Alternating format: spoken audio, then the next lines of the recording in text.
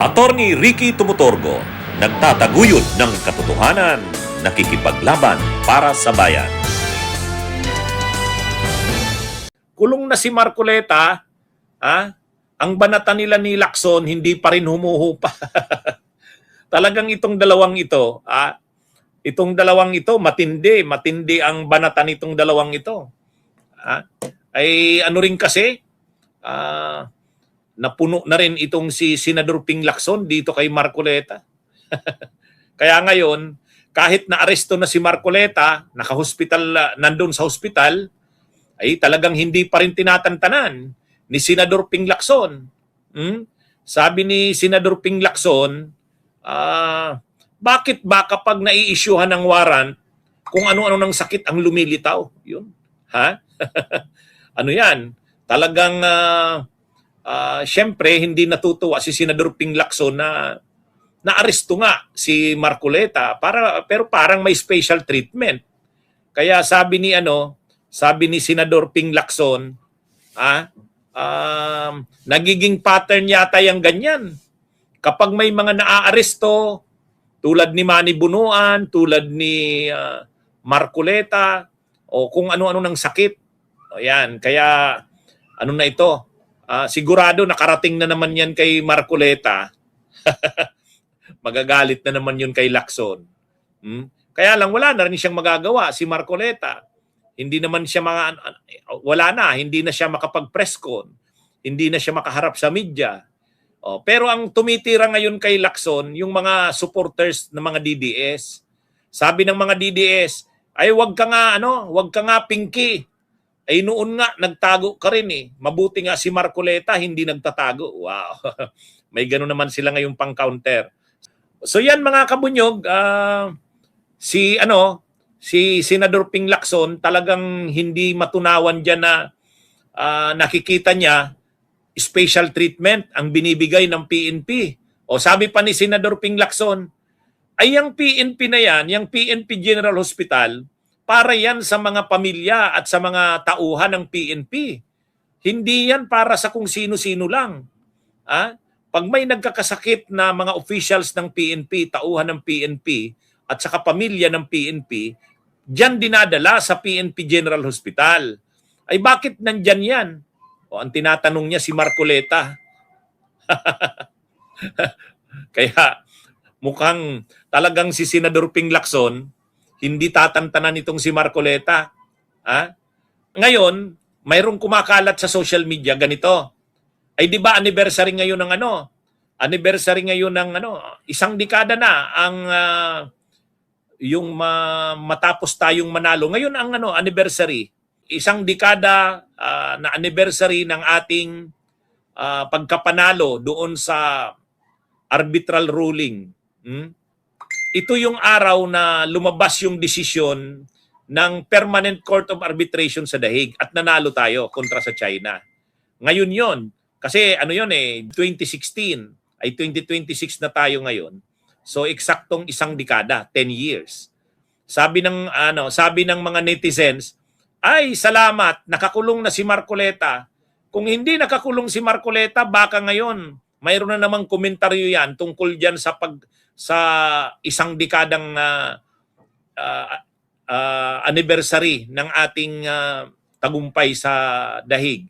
Kasi para sa mga DDS, scrap of paper yun eh. Sigurado si Marcoleta daw sana, kung hindi yan nakakulong, mayroon na namang komentaryo ngayon. At lalo pa, ay di ba mainit ngayon ang balita? Kiniklaim na ng China ang Batanes. Sabi na naman ng netizens, ay salamat at nakakulong na si Marcoleta. Kung hindi nakakulong si Marcoleta, baka sasabihin niya, may historical basis yung claim na yan ng China. May basihan yan. Di ba? Hindi. Sabi ng marami, nagpapasalamat sila at nakakulong na si Marcoleta. Kasi ngayon, kiniklaim ng China ang Batanes. Ay baka daw si Marcoleta magsalita sa Senado at sabihin na mayroong historical basis ang claim na yan ng China. Grabe Kaya ito mga kabunyog. Sabi ng mga netizens, buti na lang wala na si Marcoleta, hindi na nakakapag-ingay. Kung nandyan yan, Yang claim na yan ng China, kiniklaim ng China ang Batanes. Sisigundahan yan ni Marcoleta. O, sasabihin ni Marcoleta, totoo namang mayroon ding basis talaga ang China sa pag-claim na yan. Kaya ano ito mga kabunyog? Kilala talaga kasi itong sila Marcoleta na tagapagtanggol ng China. Ngayon, mas lalong nagiging agresibo ang China. Hindi na lang Palawan yung kiniklaim, pati Batanes. Kanila daw yan. Ay, mga kabunyog, mga kababayan. Kaya, hindi, ang comment ng ating mga viewers, ay di ba, attorney, hindi pa naman nakakulong si Marcoleta? Ano na lang yon? Sa July 15 daw, dadalhin na sa Sandigan Bayan. At pagdating sa Sandigan Bayan, ikukumit na yan kung saan nakulungan. Nagsabi na ang BJMP marami pa daw bakanting kulungan. Kung gusto daw ni Marcoleta magsulo-sulo sa kulungan, isolated, mayroon daw sila sa BJMP. Ang dami raw bakante.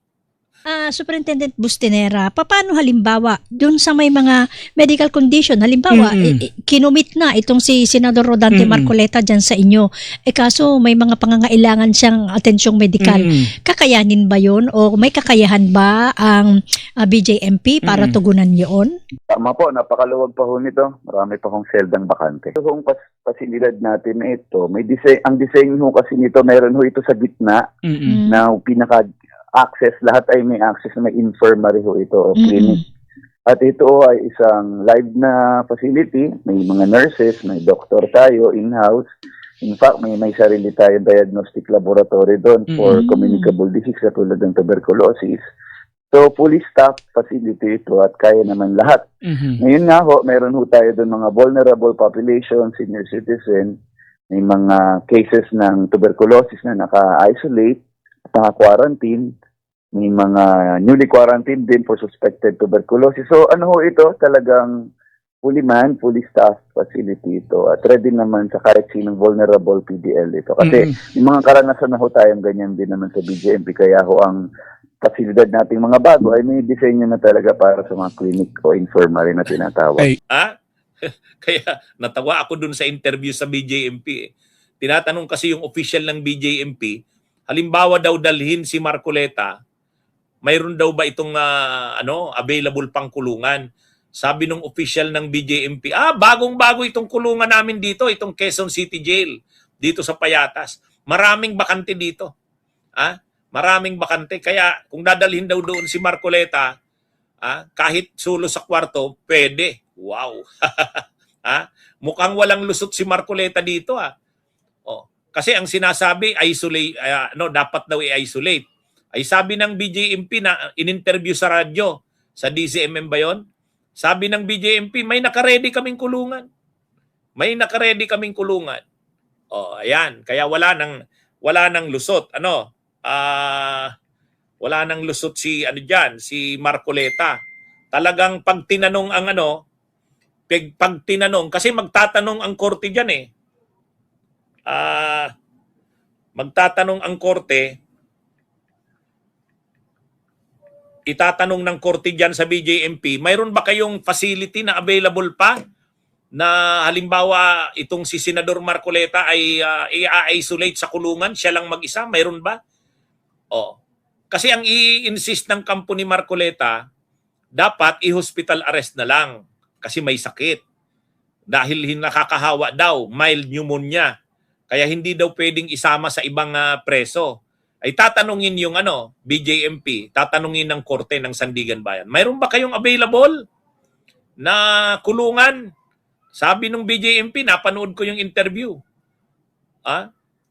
Mayroon sila. Marami daw bakante. Natawa ako dun maraming bakante. Anyway, hindi tatantanan yan si Marcoleta ni Senador Ping Lacson. Sabi ni Senador Ping Lacson,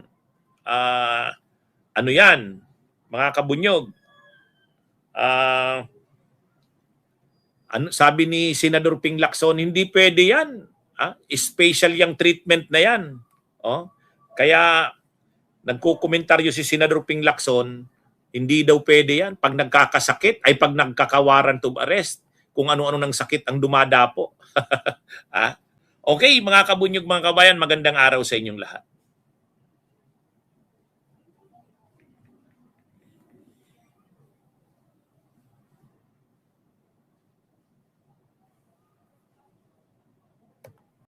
Bunyog, bunyog, halikan na kasama ka. Bunyog, kapag buklod ay may pag-asa. Luzon, Visayas, Mindanao, isa ang pananaw. Sa bagong Pilipinas ang bunyog isisigaw. Bunyog.